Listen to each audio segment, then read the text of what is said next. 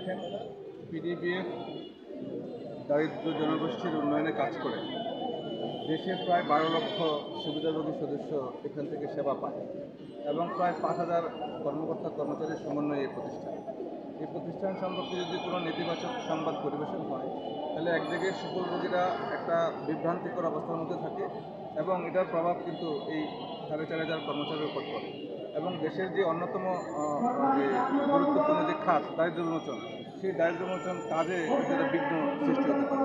এই কারণে এই প্রতিষ্ঠানের ভাবমূর্তি রক্ষায় কিন্তু আমরা প্রতিষ্ঠান সকল কর্মকর্তা কর্মচারীদের যাতে প্রতিষ্ঠান কোনো ক্ষতিগ্রস্ত না। আমরা কোনো ব্যক্তির পক্ষে না, আমরা প্রতিষ্ঠানের কল্যাণে এবং প্রতিষ্ঠানের পক্ষে কিন্তু আমরা আজকে এখানে আপনারা সংবাদ সম্মেলন করেছেন, আবার মানববন্ধনও করলেন। পাশাপাশি আমি জানতে চাই আপনারা কি মামলা সংক্রান্ত মানে আইনগত কোনো সহযোগিতা নিচ্ছেন কিনা? এটা ধরেন আমরা আমাদের যে মন্ত্রণালয় আছে, আমাদের বোর্ডের চেয়ারম্যান হচ্ছে অধিকার বলে সমবায় বিভাগের সচিব। এটি যথাযথ প্রক্রিয়ায় যেটি করা সমীচীন সেটি হয়তো করবে, যদি সমীচীন না সেটিও করবে না। এই বিষয়ে আমি এখন কিছু বলতে পারবো না। তার মানে উচ্চ পর্যায়ে আপনাদের এগুলো জানানো আছে? অবশ্যই। আমাদের আর যেটা বিষয়টা এখানে আমাদের পরিষ্কার একটু করি, সেটা হচ্ছে এই মানববন্ধন বলেন, সংবাদ সম্মেলন বলেন, এটা আপনার এই জন্য করা, এই যে সংবাদগুলো দেওয়া হয়েছে আপনার নিজেরাই সাংবাদিক, আপনারা দেখলে এটা বুঝতে পারবেন যে সংবাদগুলো কত মানে একটা তুচ্ছ বিষয়গুলা। আর এখানে কোনো ব্যক্তি কোনো স্বার্থ নাই। উনি এ যাবৎকালে পিডিবিএফের পরে যাবৎকালে আসার পরে প্রতিষ্ঠানটা একটি শান্ত সুশৃঙ্খল পরিবেশে আমরা অবস্থান করতেছি। প্রত্যেকটা সহকর্মী কাজের সুন্দর একটা পরিবেশ রয়েছে, কিন্তু যারা স্বার্থান্বেষী মহল আছে তারা চাইছে যে কোনোভাবে ইনাকে সরাইতে পারলে ওনারা আগের সেই মানে যে অন্যায়ের সাম্রাজ্য পুনঃপ্রতিষ্ঠা করতে পারবে। ওনারা সেই চক্রান্তে লিপ্ত রয়েছে এবং সুশান্ত সিনহা তার একটি অংশ। তাদের সাথে আতাত করে তাদের সাথে বিভিন্ন অনৈতিক সুবিধা নিয়ে তিনি এই ধরনের কর্মকাণ্ডে জড়িয়ে পড়েছেন।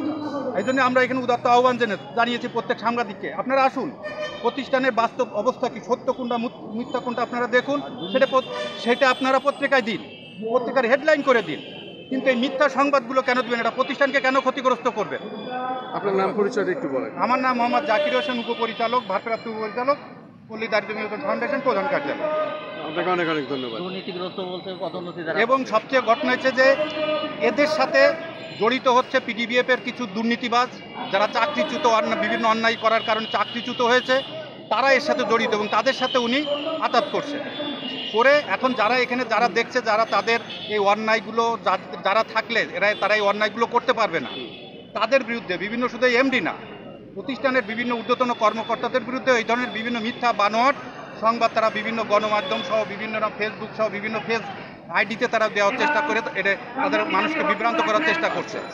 ঠিক আছে, ফলে এদেরকে আমরা মনে করি আপনারা সাংবাদিক হিসাবে যারা নীতি নৈতিকতাকে বিশ্বাস করেন, এদের বিরুদ্ধে তাদের অবস্থান নেওয়া উচিত। এই ধরনের অনৈতিক সাংবাদিকতা এবং এরকম সাংবাদিক নামের মানে সাংবাদিকতাকে কলুষিত করে যারা, তাদেরকে তাদের মুখের উন্মোচন করা উচিত।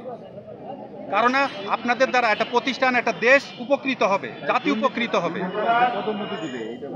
আর দুর্নীতিবাজদের এই বর্তমান ব্যবস্থাপনা পরিচালক মহোদয় তিনি আসছেন, উনি এই 1 বছরে একটি প্রমাণ দেখাতে পারবেন না যে উনি কোনো অন্যায় করছেন। দুর্নীতিবাজদের পদোন্নতি তো দূরের কথা, কোনো অন্যায় উনি নিয়োগ থেকে শুরু করে উনি পদোন্নতিতে ন্যূনতম কোনো অন্যায়, আমরা তো জন্য আপনাদের ওপেন চ্যালেঞ্জ করেছি, আসুন উনি কোনো অন্যায় করেছেন কিনা উনি এখন তো কী করছেন, উনি এ পর্যন্ত, কেন উনি আমাদের প্রতিষ্ঠানের উপকার করেছেন বিধায় আমরা এখানে সমবেত হয়েছি। আমরা ওনাকে চাই যে উনি আগামী দিনে এইভাবে ওনার এই ধারাও উনি অব্যাহত রেখে প্রতিষ্ঠানটাকে একটা উন্নত পর্যায়ে নিয়ে যান, আমরাও শান্তিতে প্রতিষ্ঠান চাকরি করি। আমরা যারা সাংবাদিক পেশায় আছি তাদের কাজই হলো বস্তুনিষ্ঠ সংবাদ প্রচার। অবশ্যই আপনি যেটা বললেন সেটাই প্রচার করবো, এটা হলো আমাদের দায়িত্ব। এটা আমরা আপনাদের কাছে প্রত্যাশা করি। ধন্যবাদ। ওকে।